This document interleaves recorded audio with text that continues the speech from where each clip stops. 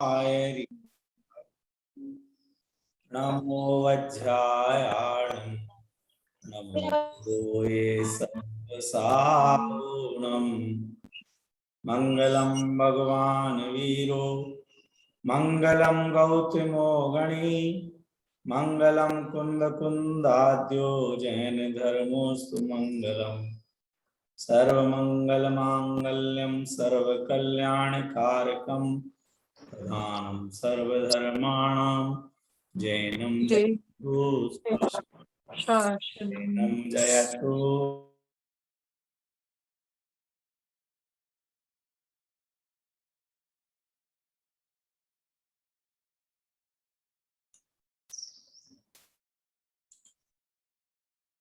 षटकारक विषय की कक्षा चल रही है। तत्व ज्ञान भाग 2 के अनुसार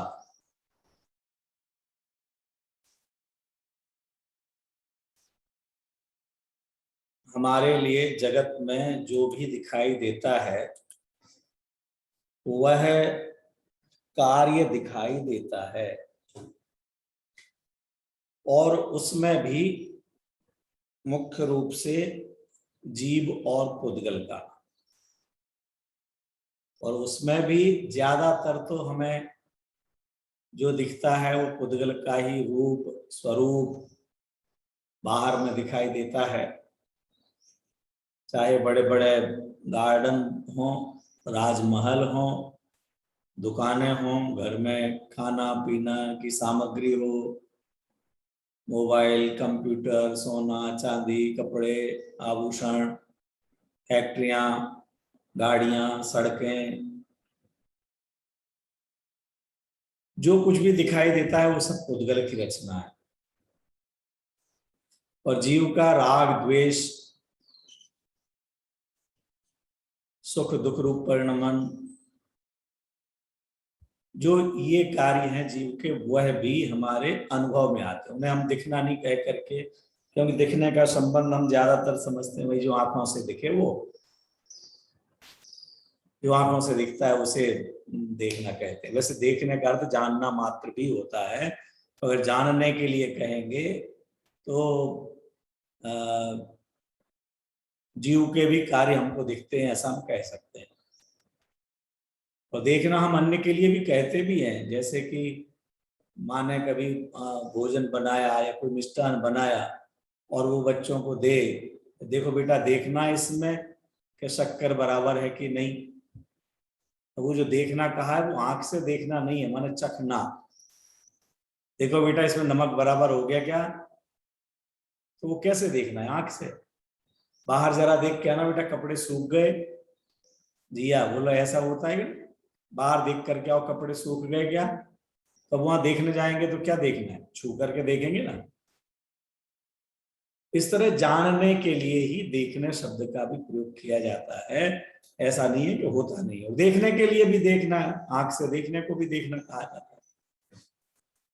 तो बात क्या है कि जो हमें दुनिया में जगत में कार्य दिखाई देते हैं, काम दिखाई देते हैं, वो मुख्य रूप से तो पुद्गल और जीव के, अन्य के कोई ना कहता है और ना हमारे ऐसे अनुभव में आते हैं। केवल हमने धर्म धर्म आकाश के बारे में जो पढ़ा है उस पढ़े हुए के अनुसार हम सिद्धि करते हैं कि भाई देखो ये हाथ इधर से इधर हुआ, इसका मतलब यहाँ धर्म द्रव्य ने अपना काम किया कि इस हाथ को हिलने में निमित्त बना।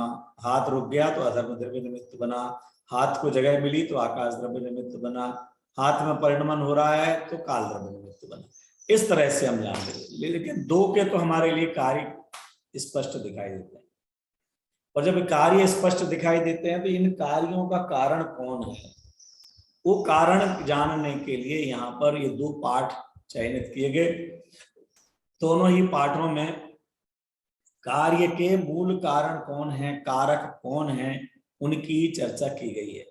उपादान कारण और निमित्त कारण। जो स्वयं उपादान पदार्थ कार्य रूप परिणमित होता है उसमें ही षट कारक घटित होते हैं। मूल उपादान कारण में ही षट कारक घटित हो जाते हैं, वो निश्चय षट कारक है। जब उपादान कारण में ही माने जिस द्रव्य का वह कार्य है उस द्रव्य में ही हम कर्ता कर्म करण संप्रदान अपादान, कर्ता कर्म करण संप्रदान अपादान अधिकरण ये घटित करेंगे तो वो कहलाएगा निश्चय कारक। और जब हम उसी में निमित्त को भी शामिल करके और निमित्तों को अलग अलग कारकों में बैठा देंगे तो वो वहां पर व्यवहार कारक बन जाएंगे। क्योंकि जब निमित्त की तरफ से बात की जाएगी तो उसमें बाकी के व्यवहार से जाएंगे तो सब घटित होंगे उसी में। किसके लिए किया, इसके लिए किया, किसके द्वारा किया, इनके द्वारा किया। चिमटा के द्वारा रोटी सेकी है, रोटी किस लिए बनाई, पप्पू के लिए बनाई है, उसके लिए हो जाए। किस में से बनाई है, आटा में से बनाई है। कहाँ बैठ के बनाई, रसोई में बैठ के बनाई है। तो बाहर जो और अलग अलग निमित्त बनेंगे उन निमित्तों को लेकर के व्यवहार षटकारक बनते हैं। यहाँ पर कल हमने व्यवहार और परमार्थ दोनों प्रकार से जो षटकारक बनते हैं उनकी चर्चा यहाँ पर पढ़ी थी, जो आपके पेज नंबर 38 पर 36-37 पर दिया हुआ है तत्व ज्ञान भाग में।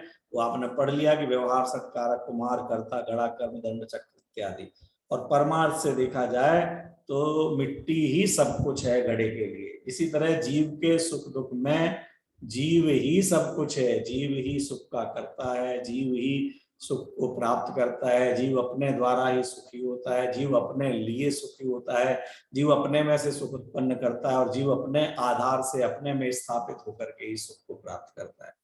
तो अभेद रूप से षटकारक, इनको ही हम अभेद रूप से षटकारक कहेंगे और इन्हीं को हम परमार्थ षटकारक कहेंगे। इसकी चर्चा हमने कल की थी। और इसी को ही जो व्यवहार नय वाले हैं उनको असद्भूत व्यवहार नय से कहा जाएगा। असद्भूत व्यवहार नय क्यों, असद्भूत नयों की चर्चा यहाँ है नहीं अभी, लेकिन आप लोगों ने पढ़ी होगी। नए पहले आ भी चुके हैं मित्रा विज्ञान भाग में। लेकिन ये अलग बात है कि वहां पर भेद प्रभेद नहीं है, वहां केवल निश्चय नय और व्यवहार नय ही है। लेकिन आप लोगों ने कहीं ना कहीं हो सकता है सुना हो, ना सुना हो तो यहाँ जो लिखा हुआ है पढ़ा था हमने कि उपचरित असद्भूत व्यवहार नय से कहे जाते हैं जिनके उपचार किया जा रहा हो, जो वस्तु में असद्भूत, अ माने नहीं, सद्भूत माने विद्यमान होना, जो वस्तु के अंदर विद्यमान नहीं है उनको कहा जा रहा है, इसलिए वे हैं उपचरित असद्भूत व्यवहार नय। तो घड़े के अंदर न कुम्हार है, घड़े के अंदर न दंड चक्र इत्यादि है, घड़े के अंदर न पानी है, घड़े के अंदर न वो पानी पीने वाला है, इसलिए वो असद्भूत है। और मिट्टी को कहेंगे तो मिट्टी तो परमार्थ होगी, क्योंकि मिट्टी ही उस रूप से परिणमित हो रही है। भेद रूप से कथन करते हैं तो वह भी व्यवहार में चला जाता है, लेकिन उसी को यहाँ पर निश्चय कारक के रूप में कहा। जब 6 बनाएंगे तो वो एक में ही सिद्ध किए जा रहे हैं, इसलिए निश्चय है, और 6 कर देंगे तो फिर वो व्यवहार कहलाने लग जाएगा। अब आगे यहाँ पर जो प्रकरण है वो बतलाया गया है कि ये निश्चय कारक जानने से क्या सिद्ध हो गई, अरे मुझे मेरा सुख प्राप्त करने के लिए, मुझे मेरा ज्ञान प्राप्त करने के लिए, आनंद प्राप्त करने के लिए किसी पर की अपेक्षा नहीं है। कोई द्रव्य मुझे ज्ञान देता हो, कोई गुरुजी आएंगे और मुझे केवल ज्ञान दे जाएंगे, कोई धन्ना सेठ आएंगे और मुझे अनंत सुख दे जाएंगे, ऐसा नहीं है। कोई वीतरागी संत आएंगे और हमें वीतरागता दे जाएंगे, कोई किसी को कुछ देने वाला नहीं है। मैं जीव जो है वह जीव स्वयं में से, स्वयं के लिए, स्वयं के द्वारा, स्वयं में ही सुख रूप परिणमित होगा। यही उपादान कारण हम कह सकते हैं कि अपना उपादान स्वयं में है। और यही षटकारक कह रहे हैं कि अगर कारक भी तुमने जान लिए हो ना तो वहां लेके मत आ जाना कि सब उपादान से तो काम हो जाएगा, लेकिन कारक तो 6 होते हैं ना जो कार्य के प्रति प्रयोजक होते हैं, तो वो तो 4-5 तो बाहर से लाना पड़ेंगे कि नहीं, वो भी सब कहाँ है, वो भी सब स्वयं में ही हैं, वो स्वयं में से ही होते हैं। मैं स्वयं अनंत शक्ति संपन्न हूं, इसलिए मैं स्वयंभू हूं। स्वयं भू, और मैं ही क्यों, आप भी स्वयं भू, एक एक परमाणु स्वयं भू। तो जब सब स्वयं भू है, सब राजा हैं, कोई कम नहीं है? बाबूजी एक लोकोक्ति जैसी कहा करते थे, मैं भी रानी तू भी रानी, अब कौन भरेगा पानी, अब कौन पानी भरे, कोई छोटा हो गए तो पानी भरे, अब मैं भी रानी तू भी रानी, तब रानी रानी बैठे हुए हैं, तब तो बस पहले घंटी क्या बजाते थे, हाँ पानी ले आओ, वो तो मंगाएंगे किसी को ताली बजा करके, जी हुक्म क्या है, एक काम करो, कोई दूसरा तो पानी भरने वाला नहीं है। ऐसे हम भी स्वयंभू हैं, सब अपने आप में द्रव्य स्वयंभू हैं। यह बात यहाँ पर, यह जो निश्चय कारक है, षटकारक हैं, उनसे सिद्ध की गई है। चलिए अब हम इस विषय को पढ़ते हुए आगे बढ़ते हैं। विशाल पेज नंबर 37 निकालो। शाश्वत विशाल जिसके पास भी है, भाई सब शाश्वत निकाले।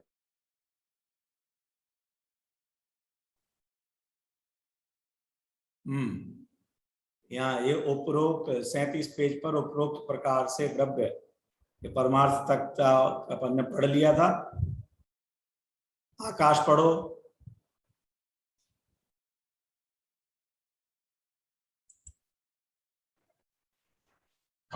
उपरोक्त प्रकार से द्रव्य स्वयं ही अपनी अनंत शक्ति रूप संपदा से परिपूर्ण है, इसलिए स्वयं ही क्षय कारक रूप होकर अपना कार्य करने के लिए समर्थ है।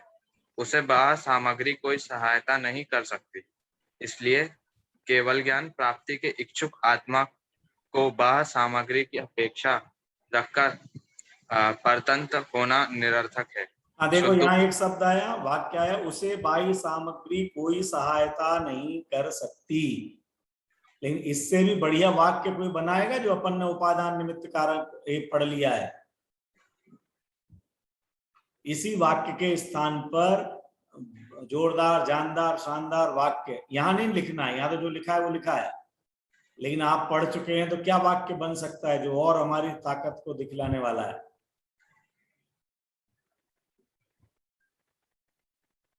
कोई भी? हाँ जिया बोलो। हमें बाह्य सामग्री की आवश्यकता ही नहीं होती। आवश्यकता ही नहीं है, कोई कर नहीं सकती, ये कर नहीं सकती, इससे ये तो हो गया कि मजबूरी है, कोई जब हम क्या करें, हम चाहते तो हैं। अरे किसी को पर की आवश्यकता ही नहीं है। जब मैं हूं अपने में स्वयं पूर्ण, तुम हो अपने में स्वयं पूर्ण, सब हैं अपने में स्वयं पूर्ण, मेरा उपादान मेरे अंदर, मेरे षटकारक मेरे अंदर, तुम्हारे षटकारक तुम्हारे अंदर, तो हमें किसी अन्य की आवश्यकता ही नहीं है। ठीक है, चलो पढ़ो आगे। शुद्धोपयोग में लीन आत्मा स्वयं ही क्षय कारक रूप होकर केवल ज्ञान को प्राप्त करता है। वह आत्मा स्वयं अनंत शक्तिवान ज्ञायक स्वभाव से स्वतंत्र है, इसलिए स्वयं ही करता है। स्वयं अनंत शक्ति वाले केवल ज्ञान को प्राप्त कर, स्वयं अनंत शक्ति वाले केवल ज्ञान को प्राप्त करने से केवल ज्ञान कर्म है, अथवा केवल ज्ञान से स्वयं अभिन्न होने से आत्मा स्वयं ही कर्म है। अपने अनंत शक्ति वाले परिणाम स्वरूप उत्कृष्ट साधन से केवल ज्ञान को प्रकट करता है, इसलिए आत्मा स्वयं ही कारण है। अपने को ही केवल ज्ञान देता है, इसलिए आत्मा स्वयं ही संप्रदान है। अपने में से मति श्रुतादि अपूर्ण ज्ञान दूर करके केवल ज्ञान प्रकट करता है, इसलिए और स्वयं सहज ज्ञान स्वभाव के द्वारा ध्रुव रहता है, इसलिए स्वयं ही अपादान है। अपने में ही अर्थात अपने ही आधार से केवल ज्ञान प्रकट करता है, इसलिए स्वयं ही अधिकरण है। इस प्रकार स्वयं क्षय कारक रूप होता है, इसलिए वह स्वयंभू कहलाता है। हाँ, इसलिए आत्मा स्वयंभू कहलाता है। इसने स्वयं ही सब काम किया है, किसी और की रंच मात्र आवश्यकता नहीं है। केवल ज्ञान आदि स्वयं में से ही प्रकट किए जाते हैं। अब यहाँ पर ये जिज्ञासु ये इस बात को रखते हैं कि साहब ये तो केवल ज्ञान तो शुद्ध पर्याय है, तो शुद्ध पर्याय को तो आत्मा स्वयं में स्वयं को स्वयं से स्वयं के लिए प्रकट कर लेता है, लेकिन अशुद्ध पर्याय जो होती है, राग द्वेष होता है, उसमें तो कर्म का उदय होता है, तभी होता है, तो कर्म राग द्वेष कराता है ना। ज्ञानावरणादि कर्मों के कारण से ही तो हमें अभी बत्तिक ज्ञान सुतक ज्ञान है ना, ये इन मोहनीय कर्म के उदय के कारण से ही तो मिथ्यात्व चल रहा है ना। तो अशुद्ध पर्यायों में तो बाहर के कारक निमित्त माने कारण होते हैं कि नहीं, उनसे तो हमारा कारकता का संबंध पाया जाता है या नहीं, उसका जवाब देते हैं। दिशा,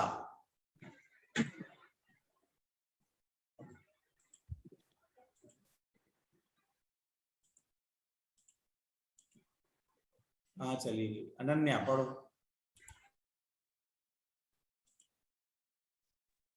जिज्ञासु, यह तो आत्मा की शुद्ध पर्याय की बात हुई। आत्मा के विकारी भावों और ज्ञानावरणादि कर्मों में तो परस्पर कारकता का संबंध पाया ही जाता है। प्रवचनकार, नहीं, सर्व द्रव्यों की प्रत्येक पर्याय सहकारक निश्चय से स्वयं के स्वयं में वर्तते हैं। इसलिए आत्मा और पुद्गल चाहे वे शुद्ध दशा में हो या अशुद्ध दशा में, छहों कारकों स्वयं परिणमन करते हैं, दूसरे कारकों की निमित्त कारणों की अपेक्षा नहीं रखते।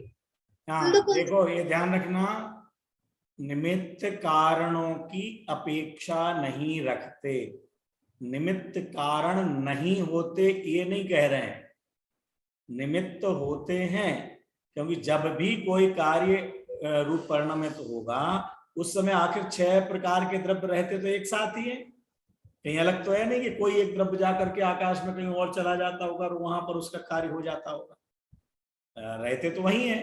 तो अपेक्षा नहीं रखते, होते तो हैं, अपेक्षा नहीं रखने को उनका अभाव नहीं समझ लेना और उनके होने को कार्य के लिए उनकी अपेक्षा नहीं समझ लेना। बस इतनी बातें समझेंगे तो हम वस्तु स्वरूप यथार्थ समझ गए।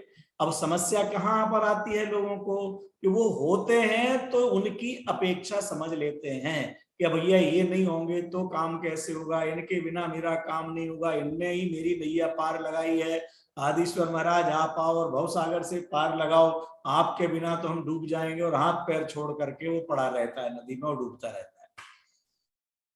तो उपस्थिति मात्र को अपेक्षा नहीं समझना, और अपेक्षा नहीं है इसका अर्थ यह नहीं समझ लेना कि निमित्त नामक कोई कारण कारक होता ही नहीं है, बस केवल उपादान ही होता है। बस इस तरह से दोनों का यथा योग्य भाव समझना।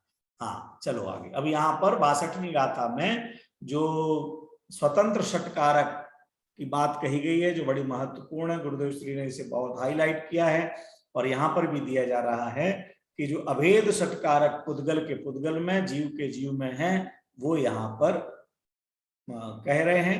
नाम वही है, स्वरूप वही है, इसलिए ज्यादा नहीं है, केवल शब्द बदलेंगे, किसका कर्ता कौन, किसका कर्म कौन, किसका करण कौन, बाकी बात वही की वही है। चलो बेटा पढ़ो। कुंदाचार्य देव ने अपने पंचास्तिकाय नामक महाग्रंथ में इसका उल्लेख किया है। पंचास्तिकाय की 62वीं गाथा में टीका लिखते हुए अमृत चंद्राचार्य देव ने खुलासा किया है जो इस प्रकार है। पहला, पुद्गल स्वतंत्र रूप से द्रव्य कर्म को कर्ता होने से पुद्गल स्वयं ही करता है।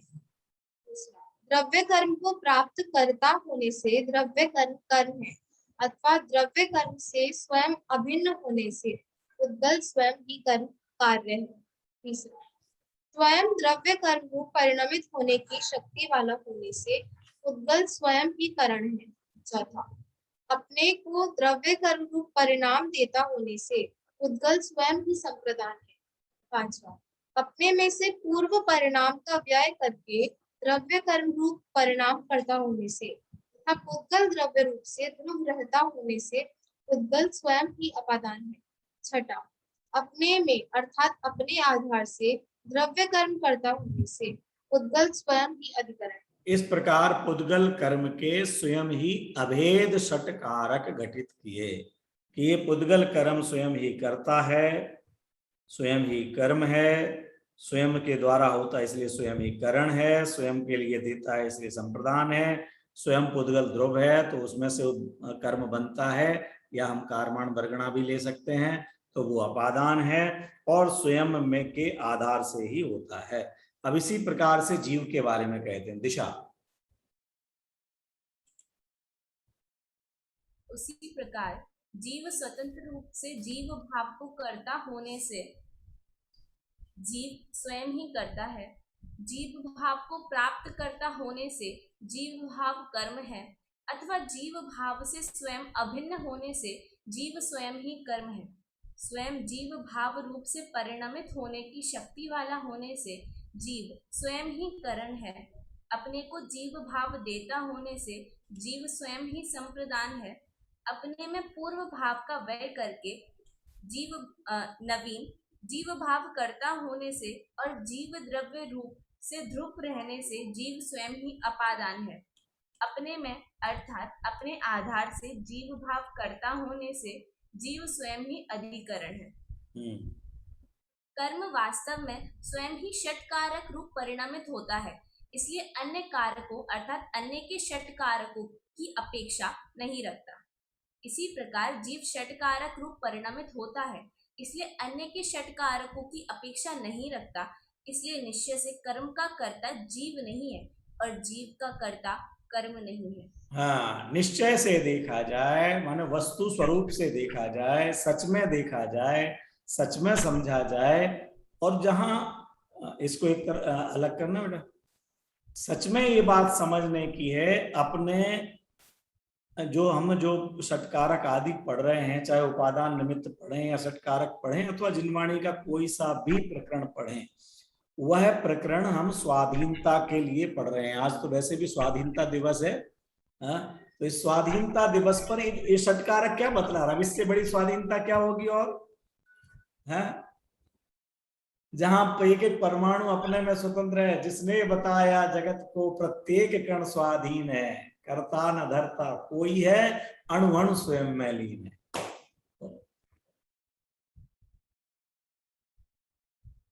इसीलिए कहा जाता है, गांधी जी ने कहा कि जन जन स्वतंत्र है, हमारा देश स्वतंत्र है, और गुरुदेव ने कहा कण कण स्वतंत्र है, प्रत्येक कण कण स्वतंत्र है। कहने वाला कोई भी हो सकता है। काल बदलता है तो काल बदलने पर कहने वाले बदलते रहते हैं, लेकिन काल बदलने पर वस्तु स्वरूप नहीं बदलता। जो स्वरूप बदल जाए वो वस्तु स्वरूप ही नहीं कहलाएगा। तो अभी आज हम और आप भगवान महावीर के शासन में हैं, तो हम ऐसा कहेंगे कि भगवान महावीर स्वामी ने कहा, गुरुदेव श्री से प्रभावित हैं तो उनका कह देंगे। यहाँ कुंद-कुंदाचार्य देव के लेखनी से लिखी हुई बात है तो कुंद-कुंदाचार्य देव ने कहा, लेकिन 2000 वर्ष पहले भी तो ये बात थी, तो कुंद-कुंदाचार्य ने कहा, माने उसके पहले नहीं था क्या? और महावीर स्वामी के पहले भी 2600 साल पहले भी तो था। तो आज जिनका मोक्ष हुआ है ना, आज जिनका मोक्ष, किनका मोक्ष हुआ है? पार्श्वनाथ भगवान का, तो उनके शासन में उन्होंने कहा था। उसके पहले नेमिनाथ ने कहा था, उससे पहले। ये तो शाश्वत सत्य है, ये तो वस्तु का स्वरूप है, वस्तु का स्वरूप, स्व अपना रूप, अपना रूप। और जो अपना रूप है वो किसी अन्य की अपेक्षा नहीं रखता। इसीलिए जो अमृत चंद्राचार्य के 2 शाश्वत नियम बतलाए थे कि नहीं वस्तु शक्तया परम अपेक्षन्ते, यहाँ भी वही बातें आई है ना कि वस्तु में स्वयं में वो शक्ति विद्यमान है, तो उसे पर की अपेक्षा नहीं होती। पर की अपेक्षा क्यों करे? जो अपने आप में परिपूर्ण तत्व है वह पर की अपेक्षा क्यों करे? और जब दूसरा भी परिपूर्ण है और मैं भी स्वयं परिपूर्ण हूं, मैं स्वयं में परिपूर्ण हूं, तो पर की अपेक्षा क्यों करूं? और वो अपने आप में परिपूर्ण है तो पर की उपेक्षा भी क्यों करूं? तो अपेक्षा और उपेक्षा से रहित भाव माध्यस्थ भाव हो जाता है, वितरागता हो जाती है। सुनीता भाभी, क्या निष्कर्ष निकला? न पर की अपेक्षा, न पर की उपेक्षा। हम उपेक्षा के वो क्या समझे है, उसको कुछ नहीं पता, अरे उसके पास है क्या, हटाओ इसको। किसी को कमजोर समझते हैं सोनाथ जी तो उपेक्षा का भाव होता है, और अपने को कमजोर समझते हैं तो अपेक्षा का भाव होता है। भाई साहब आइए, आप कुछ हेल्प कीजिए ना प्लीज, हेल्प मी। जब मैं अपने आप में परिपूर्ण हूं सपना जी, तो कोई अपेक्षा नहीं, और सब अपने आप में परिपूर्ण है तो किसी की उपेक्षा नहीं। तो बस अपेक्षा उपेक्षा से रहित जो भाव होता है उसे ही साम्य भाव कहते हैं, माध्यस्थ कहते हैं, वीतरागता कहते हैं, सहजता कहते हैं। ना अपेक्षा ना उपेक्षा, सहज, यही तो सहजता है। और क्या है? ना किसी से राग ना द्वेष। ऐसा क्यों हुआ, वैसा क्यों हुआ, अपने षटकारक से, अपने उपादान निमित्त से जो होना था वो हुआ है, किसी ने कुछ किया थोड़ी है, सहज स्वीकार हो गया। इस तरह यहाँ पर ये षटकारकों की चर्चा, बहुत सुंदर चर्चा यहाँ पर की गई है, जो कार्य कारण व्यवस्था को समझने के लिए, क्योंकि यह प्रश्न तो खड़ा होता ही है, कुछ भी काम करें तो ये इसका कारण कौन होगा, लेकिन वास्तविक कारण ना जानने से हमारे परिणामों में भी, जो परिणाम है वो भी एक कार्य है, तो हमारे जो परिणाम होते हैं उनका हम वास्तविक कारण ना जान के केवल निमित्ताधीन दृष्टि होने से पर के ऊपर आरोपित करते हैं। इन्होंने हमारा काम बिगाड़ दिया। मेरी बेटी की बिल्कुल शादी होने वाली थी, वो आ गए थे, वो बाद में हमारे घर से उनके घर गए और उनसे फोन पे बात की और उन्होंने कुछ बिगाड़ दिया, नहीं तो होने वाला, वो दूसरे पर आरोप। इनने हमको गाली नहीं दी होती तो हमें गुस्सा नहीं आता, इन्होंने हमसे ऐसा नहीं कहा होता, पंडित जी ने मंदिर में ऐसा बोल दिया तो हमने मंदिर आना ही बंद कर दिया। अब बात तो पंडित जी ने कही भी थी तो कषाय छोड़ने के लिए, और हम कषाय नहीं छोड़ करके मंदिर छोड़ के ही भाग जाते हैं। विभाव छोड़ने की बात की जाती है, विकार छोड़ने की बात की जाती है, और हम विभाव विकार तो छोड़ते नहीं है, मंदिर प्रवचन स्वाध्याय छोड़ करके भाग जाते हैं। अब यहाँ ऐसा होता है। अभी कार्य कारण व्यवस्था समझ में आवेगा। अरे राग का कर्ता भी अशुद्ध हो चाहे शुद्ध, ये दोनों पर घटित कर रहे हैं, अशुद्ध हो चाहे शुद्ध, जो भी परिणमन हो रहा है वो मेरे में ही हो रहा है, किसी दूसरे के कारण नहीं, कर्म के कारण नहीं। क्रोध आया तो क्रोध के कारण हुआ है, कर्म के कारण नहीं। राग हुआ तो राग के कारण हुआ है, क्रोध कर्म के कारण नहीं। जब कर्म के कारण नहीं तो अन्य किसी अड़ोसी पड़ोसी ऊपर वाले नीचे वाले ने कुछ बिगाड़, वो तो बहुत दूर की बात होगी। अब आगे चलिए देखो।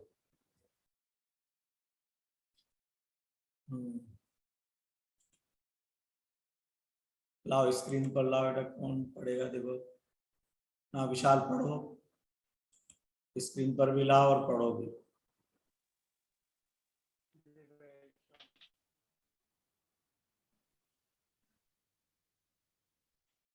शाश्वत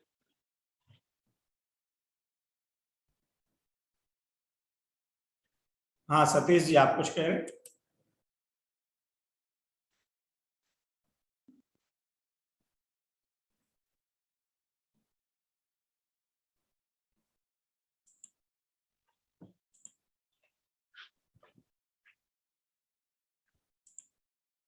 वैसा पढ़ूं? हाँ यहाँ निश्चय से उद्गल द्रव्य ज्ञानावरणादि कर्म योग्य उद्गल स्कंधो रूप परिणमित होता है, और जीव द्रव्य भी अपने औदायिक औदायिक आदि, औदायिक आदि, औदायिक आदि भावों दा नहीं रूप होगा, स्वयं दा नहीं, औदा नहीं, औदायिक आदि, औदायिक आदि भावों रूप स्वयं परिणमित होता है। दोनों के कारक एक दूसरे से बिल्कुल भिन्न और निरपेक्ष हैं। अतः किस द्रव्य के कारकों को किस अन्य द्रव्य के कारकों, किस नहीं, किसी लिखा बेटा, दोनों जगह किसी है, किसी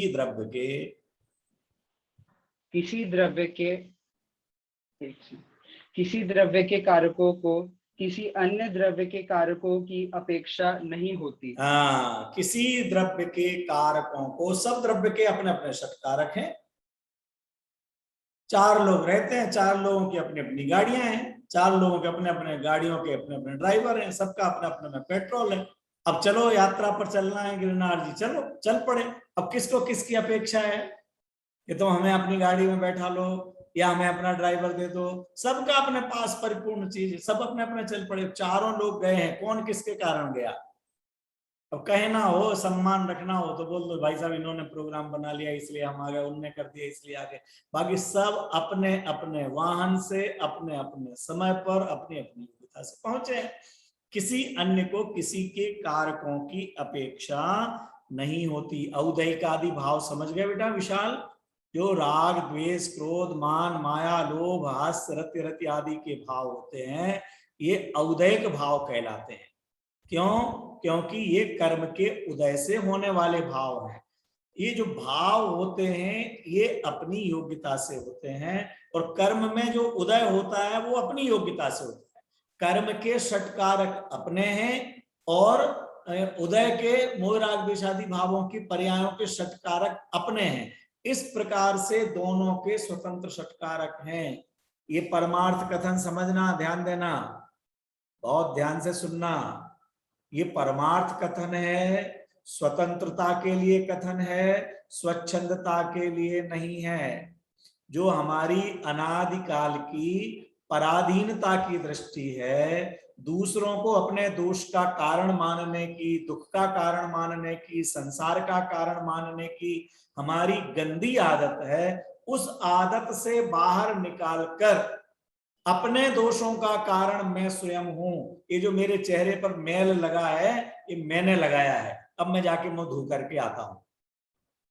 क्योंकि मैंने मैल लगाया है तो मैं धो सकता हूं, मैंने गंदगी लगाई है तो मैं गंदगी की सफाई कर सकता हूं। और अगर मैंने ये माना कि मुझे गंदगी इन्होंने लगाई, एक्स ने लगाई, वाई ने लगाई, जेड ने लगाई, तो क्या होगा? जब वो एक्स वाई जेड आएंगे तब मेरी गंदगी की सफाई करेंगे। ये पराधीनता की वृत्ति बनी रहेगी। उस पराधीनता को, गुलामी को तोड़ाने के लिए ये हमारे वीतराग सर्वज्ञ परमात्मा ने बिल्कुल नग्न दिगंबर स्वरूप बतलाया है वस्तु का, कि प्रत्येक द्रव्य के कर्म का काम कर्म में हो रहा है, और जीव के जो औदैहिक आदि भाव हैं वो जीव में हो रहे हैं। और इसका कारण, अभी कर्म के कारण हुए, ये निमित्त की तरफ से व्यवहार न्याय का कथन है। तो व्यवहार न्याय से कहा जाएगा तो कहने में कोई दोष नहीं है। व्यवहार न्याय का ज्ञान भी कराया जाता है। आज के दिन 4 अघातिया कर्मों का नाश करके पार्श्वनाथ भगवान निकल परमात्मा बने, ये निमित्त का ज्ञान कराया कि अघातिया कर्मों का ज्ञान नाश करके। वास्तव में तो निश्चय सत्कारक तो क्या अपनी योग्यता से प्रकट हुए, अपने में से हुए, कर्मों का क्या संबंध। लेकिन जब वो स्वयं मोक्ष दशा रूप परिणमित हुए, उस समय बाहर में भी तो कुछ ना कुछ हुआ कि नहीं हुआ? कि हाँ हुआ। क्या हुआ? कि जो कर्म थे वो भी छूट गए, अकर्म रूप अवस्था में चले गए, कर्म से अकर्म रूप अवस्था में हो गए। उसका ज्ञान कराने के लिए कहा गया कि 4 अघातिया कर्मों का नाश करके सिद्ध हुए हैं। अब ये सब हम पढ़ेंगे तो इसके पढ़ने से लाभ क्या है? सपना जी आप पढ़िए, लाभ क्या है? यहां से स्पष्ट है कि अभी माइक चालू नहीं है। हाँ, स्पष्ट है कि जहां तक श्रद्धा में इस मान्यता का सद्भाव है कि अन्य द्रव्य तद्भिन्न अन्य द्रव्य की उत्पाद व्यय रूप क्रिया परिणति का कर्ता आदि होता है, वही तक मिथ्यात्व दशा है। तथा जहां से श्रद्धा में उसका स्थान वस्तुभूत यह विचार ले लेता है कि प्रत्येक द्रव्य अपनी क्रिया परिणति का कर्ता आदि आप स्वयं है, यह आत्मा अपने अज्ञानवश संसार का पात्र आप स्वयं बना हुआ है, और अपने पुरुषार्थ द्वारा उसका अंत कर आप स्वयं मोक्ष का पात्र बनेगा। वही से आत्मा की सम्यक दर्शन रूप अवस्था का प्रारंभ होता है, और इस आधार से जैसे जैसे चारित्र में पर निरपेक्षता आकर स्वतंत्र स्वावलंबन में वृद्धि होती जाती है, वैसे वैसे सम्यक दृष्टि का उक्त विचार आत्मचर्या का रूप लेता हुआ परम समाधि दशा में परिपात हो जाता है। अतएव अन्य द्रव्य तद्भिन्न ऊपर लेना इसको। हाँ हाँ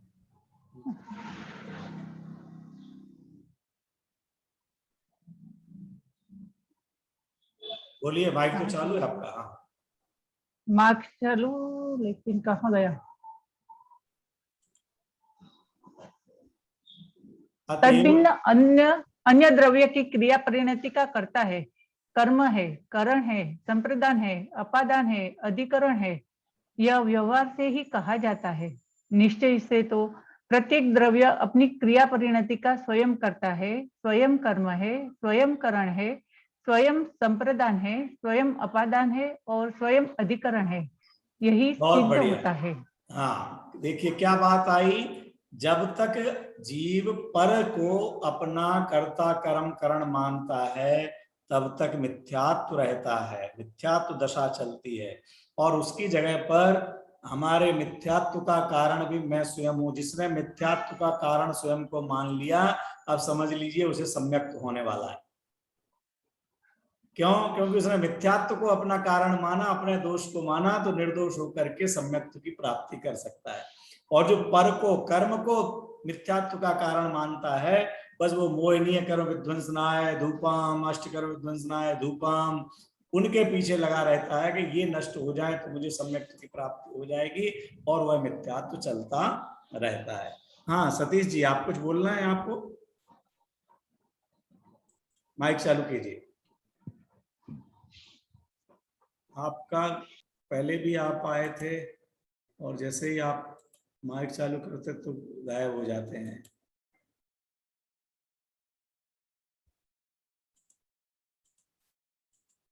कहीं गलत जगह पर टच हो जाता है।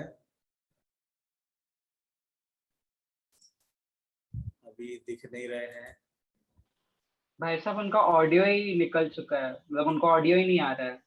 हाँ, ना ऑडियो भी नहीं है, वीडियो भी नहीं है। चलिए आगे, सुनीता भाभी आगे पढ़िए।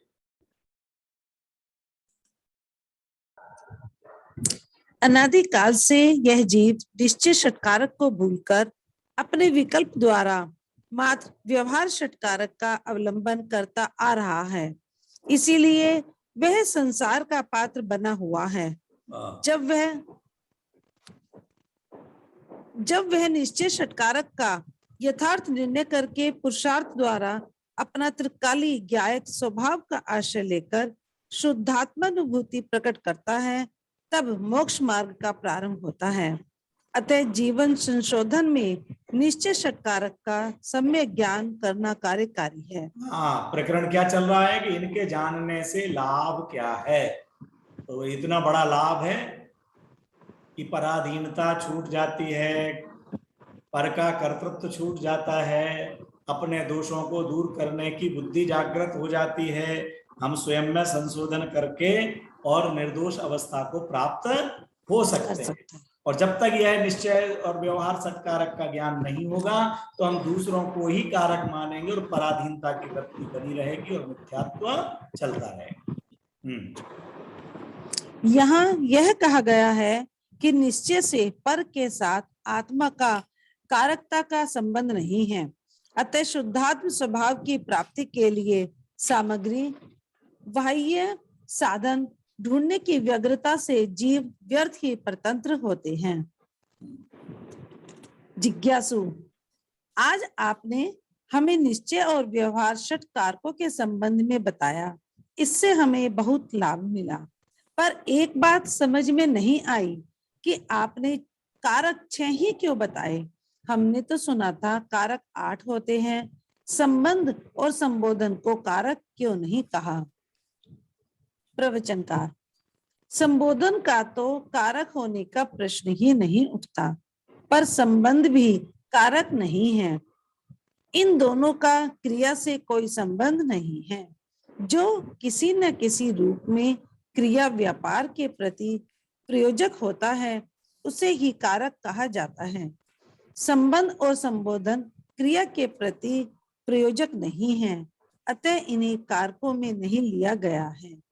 षट कारक व्यवस्था को समझकर पर से दृष्टि हटाकर आत्म केंद्रित होने का अभ्यास रखना तुम्हारा कल्याण होगा। बहुत बढ़िया। षट कारक व्यवस्था को समझ के, हटा लीजिए बेटा, षट कारक व्यवस्था को समझ करके क्या करना, आत्मोन्मुखी करना। जो अभी यहाँ पर कहा है कि संबंध और अधिकरण कारक क्यों नहीं है, इसके संबंध में एक दो वाक्य यहाँ उदाहरण रूप कल्पना बहन जी ने दिए हैं, मैं पढ़ के सुनाता हूँ। वास्तव में कारक 6 होते हैं, 8 तो विभक्तियां होती हैं, कारक नहीं। कारक कहते ही उसे हैं जिसका क्रिया से सीधा संबंध हो। संबंध और संबोधन का क्रिया से कोई सीधा संबंध ही नहीं है, जो उसमें लिखा हुआ भी था।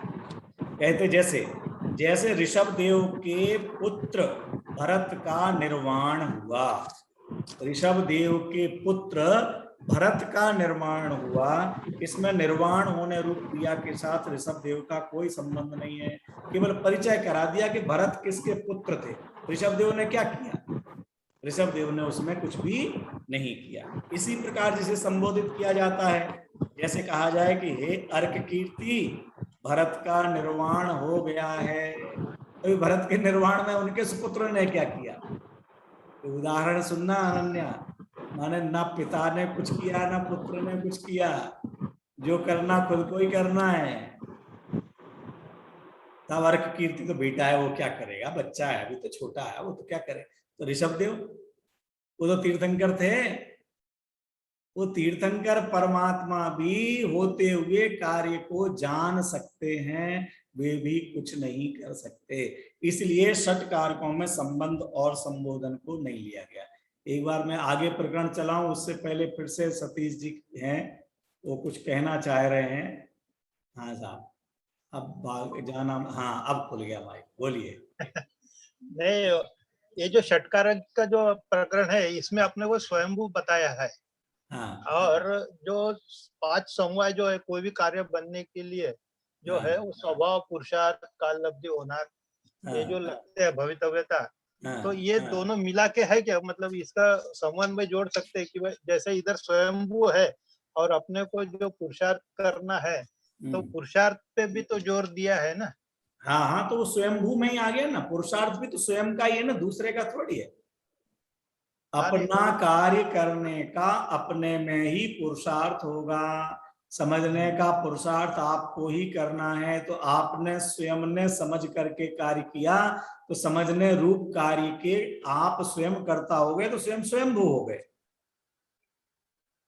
स्वयं ही स्वयंभू, स्वयंभू का मतलब क्या? मैं स्वयं होने वाला हूँ, स्वयं होने वाला। तो जो कार्य हुआ है वास्तव में यहाँ पर तो प्रत्येक पर्याय को स्वयंभू कहा जा रहा है।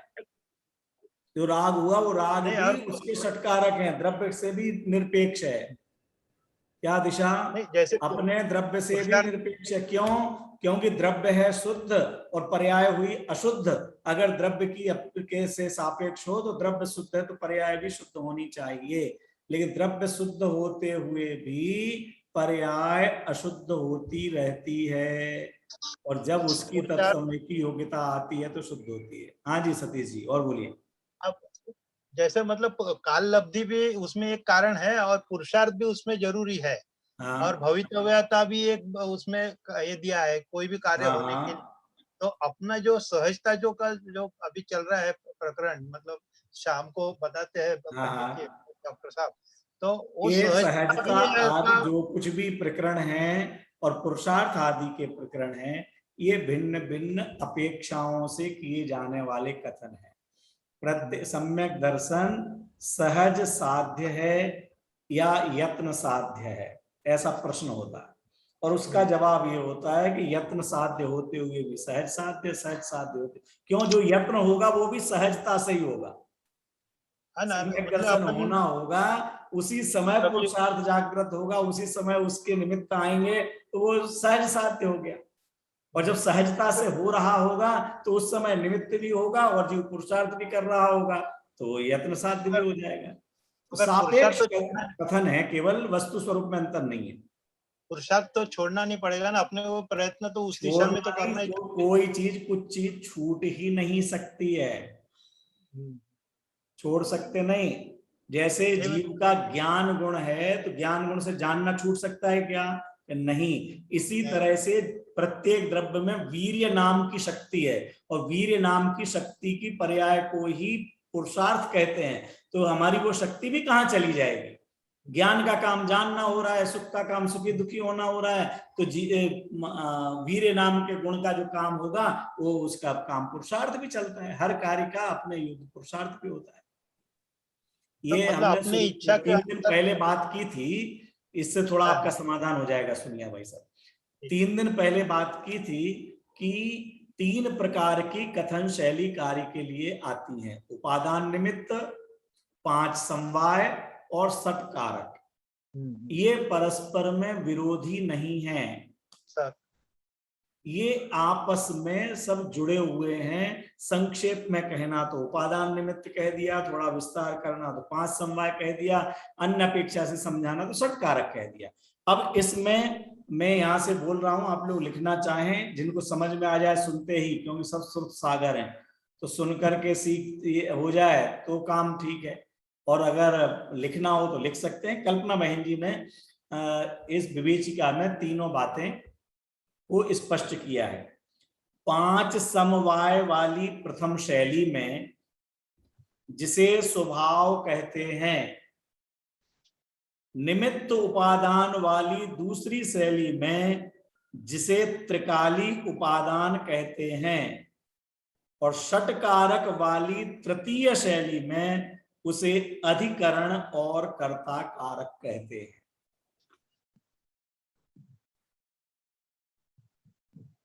क्या 5 समवाय वाली में क्या कहलाएगा?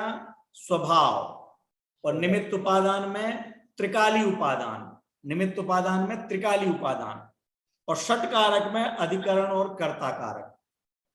इस तरह 6 कारकों में 2 कारक हो गए, उपादान वाले में त्रिकाली उपादान आ गया, और 5 समवाय में से 1 समवाय स्वभाव। तो चाहे स्वभाव की बात की जाए कि इसमें काम होगा, चाहे त्रिकाली उपादान कहा जाए कि इसमें होगा, और कर्ता या आधार कहा जाए तो एक बात है। आगे प्रथम शैली में, प्रथम शैली माने नंबर 1 2 ले लेना। प्रथम शैली 5 समवाय, द्वितीय शैली निमित्त उपादान, तृतीय शैली षटकारक। तो प्रथम शैली में जिसे पुरुषार्थ कहते हैं,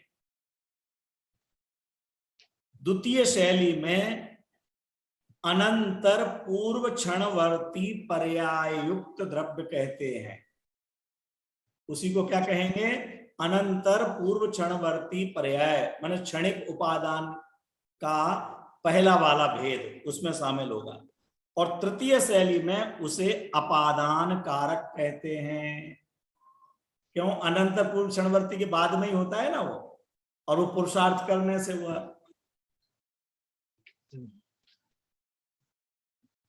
अब अगला, प्रथम शैली में जिसे काल लब्धि और भवितव्य कहते हैं। सतीश जी आपका जवाब आ रहा, देखो।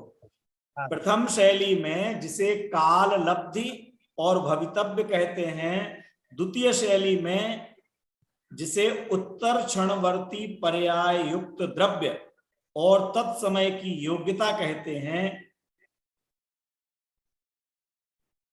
तृतीय शैली में उसे करण, संप्रदान और कर्म कारक कहते हैं। 3 कारक शामिल हो जाएंगे, करण, संप्रदान और कर्म कारक। और चौथा बिंदु,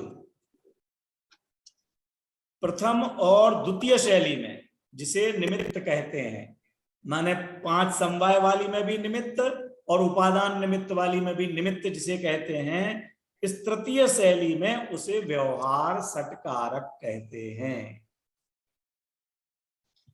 तृतीय शैली में उसे व्यवहार से सटकारक, व्यवहार सटकारक कहा जाएगा।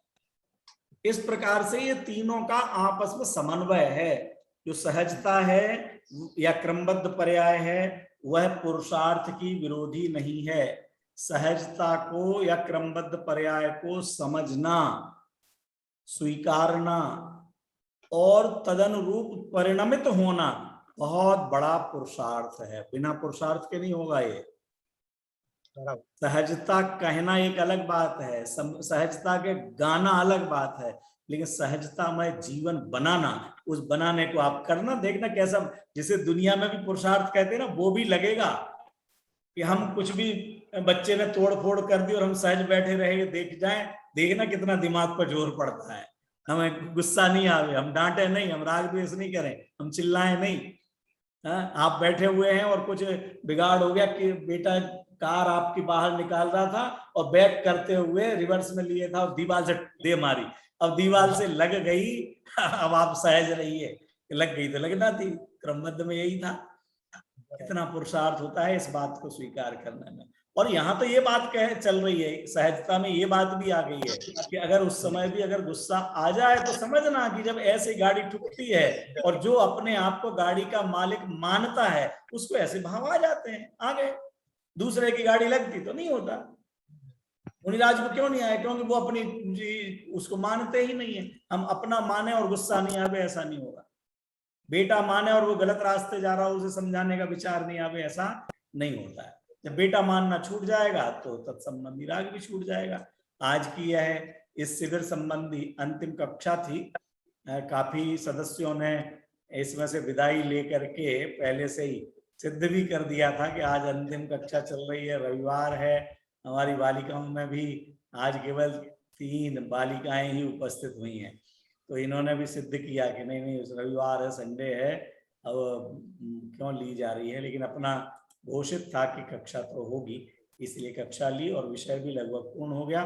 आप लोग यदि कोई भी चाहें, जो विद्यार्थी हैं स्मारक के या किसी भी संस्था के या वरिष्ठ जन, वो अपना, जिसको हम आज की भाषा में कहें फीडबैक, आप लोग पहुंचा सकते हैं स्मारक में।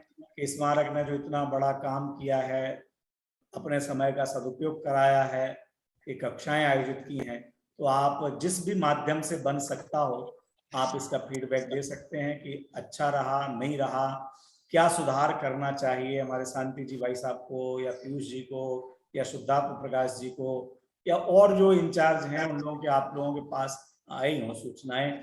कक्षा में आप कुछ और भविष्य में परिवर्तन चाहते हो, कक्षा अध्यापक में आप परिवर्तन चाहते हो, जो भी आपको अच्छा लगता हो, जैसा लगता हो वो आप उन तक पहुंचाएंगे, तो उससे क्या होगा कि अगला जो शिविर होगा या और कभी शिविर होंगे तो उनमें उसमें कुछ परिवर्तन, जो कुछ भी परिवर्तन, संशोधन, परिमार्जन हो सकता होगा उसे किया जा सकता है। विषय ज्यादा है, विषय कम है, कक्षा कम है, ज्यादा है, जो भी आपको लगता हो और सब कुछ अच्छा लगता है तो वह भी आप लिख करके उनको देंगे, तो हमारे कार्यकर्ता जो हैं उनको भी अच्छा लगता है कि नहीं भाई, जिन्होंने सुना है वो हमारे कार्य को सराहने वाले हैं, हमारे संस्था को कहने वाले हैं। क्योंकि स्मारक भवन के माध्यम से जो पिछले 45 सालों से तो महाविद्यालय चल रहा है, उसके पहले से जो ज्ञान प्रचार का काम हुआ है, जिसके कारण से मेरे जैसे लोगों का जन्म हुआ है, वो एक बहुत बहुत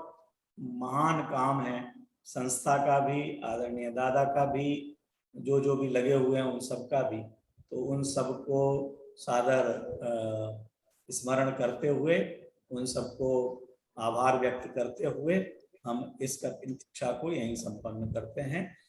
जावाणी के ज्ञान ते सूझे लोकालोक, सोवाणी मस्तक नमो सदा दे तुम। अन्य कोई सूचना तो नहीं है विशाल, या कोई वहां से जुड़ा हुआ?